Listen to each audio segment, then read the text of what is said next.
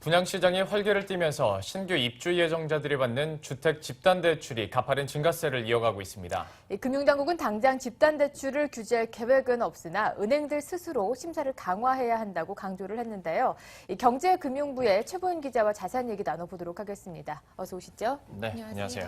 예, 최 기자, 집단대출 얘기를 계속 해나가고 있는데요. 다시 한번 정리부터 해볼까요? 네, 집단대출은 아파트 분양이나 재건축을 할 때 입주 예정자들이 시행사를 통해서 받는 중도금 대출이나 이주비 대출 등을 말합니다.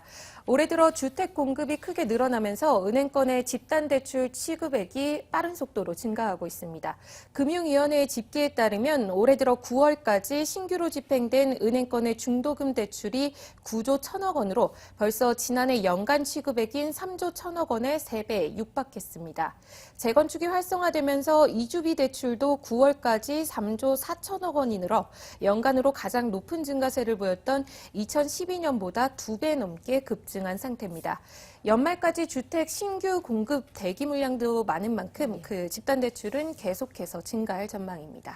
이전에도 이 부분에 대해서 얘기는 했습니다만은 금융당국도 역시 예의주시하고 있는 부분이잖아요. 네, 금융당국은 최근 이 집단대출과 관련해서 은행의 현장 점검을 나섰는데요. 네. 이 때문에 건설업계 안팎에서는 은행들이 중도금 대출 등을 축소해서 주택시장을 위축시키는 것 아니겠느냐라는 우려도 내놓고 있습니다.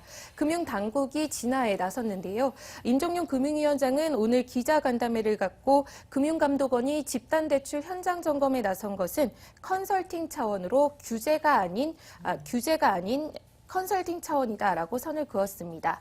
그러면서 집단대출에 대한 규제는 하지 않을 것이라고 못을 박기도 했는데요. 예. 집단대출은 입주 전에 계약하는 것으로 대출자의 소득 기준을 심사할 수 없기 때문에 그 총부채 상환 비율 DTI 규제는 적용할 수 없고 분양가 대비 대출 상한액을 정하는 주택담보대출 비율 LTV만 적용할 수 있는데 이 부분을 추가로 강화하거나 신규 규제하지는 않겠다라는 얘기인 겁니다. 예.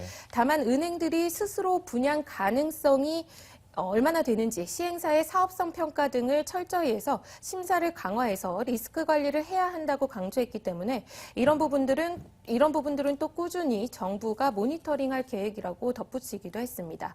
그러니까 한마디로 DTI, LTV 등 규제는 하지 않겠지만 집단 대출을 은행들이 알아서 심사를 강화하고 속도 조절을 해달라라는 주문을 한 것으로 해석할 수 있습니다. 뭐 규제는 하지 않겠지만 알아서들 잘해라. 이 말이 좀 더 무서운 것 같긴 한데요. 다음 얘기로 넘어가 보도록 하죠. 최근 또 기업들의 구조조정 얘기도 계속해서 나오고 있습니다. 이 부분에 대해서도 좀 짚어주실까요? 네, 오늘 임종용 금융위원장은 집단 대출 문제와 함께 기업 구조조정을 이달의 금융 현안으로 꼽고 그 기자간담회 내내 내용을 좀 강조했는데요.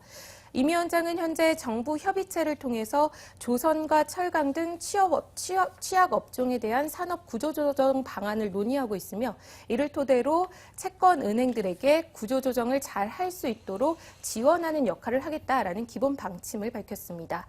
하지만 최근 정부가 SK나 삼성중공업 등 서너 개 기업들을 대상으로 대우조선해양 매각을 위한 물밑 작업에 들어갔다거나 한진해운과 현대상선을 합병시키기 위해 힘쓰고 있다는 설들이 나돌면서 정부가 그리는 산업 구조조정의 그림이 결국엔 문제가 되는 대형사들을 대기업에 떠넘기는 M&A가 아니겠냐라는 추측도 무성한 상황입니다.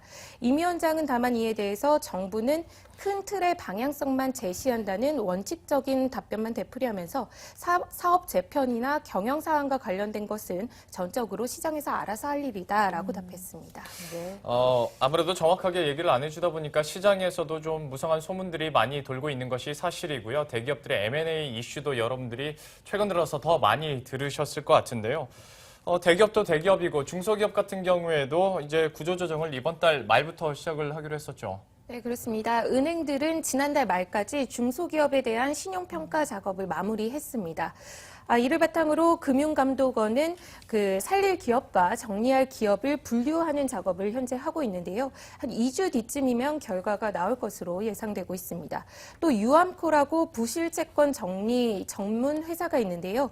이 회사가 산업은행과 시중은행들의 출자를 받아서 기업 구조조정 전문 회사로 거듭납니다. 유암코는 이달 중으로 첫 대상업체를 선정해서 부실채권을 사들이는 등 본격적으로 기업 구조조정 업무 업무를 시작할 방침입니다. 또 산업은행은 투자와 기업 정상화 목적으로 사들였던 기업 지분들을 대거 매각하겠다는 계획을 발표한 적이 있고요. 예. 또 한편으로는 한계 기업 정리와 더불어서 창업 기업이나 성장 예. 초기 기업에 대한 지원은 대폭 강화됩니다. 기업은행은 지난해 9조 1천억 원 정도를 창업 성장 기업 초기 기업에 지원했는데 예. 이를 2018년까지 15조 원 규모로 확대하기로 했습니다. 예. 또 신용보증기금과 기술보증기금 등 보증기관들도 창업 성장 초기 기업에 대한 보증을 늘리고 10년 이상 장기 보증을 받으며 연명했던 한계 기업들에 대해서는 보증을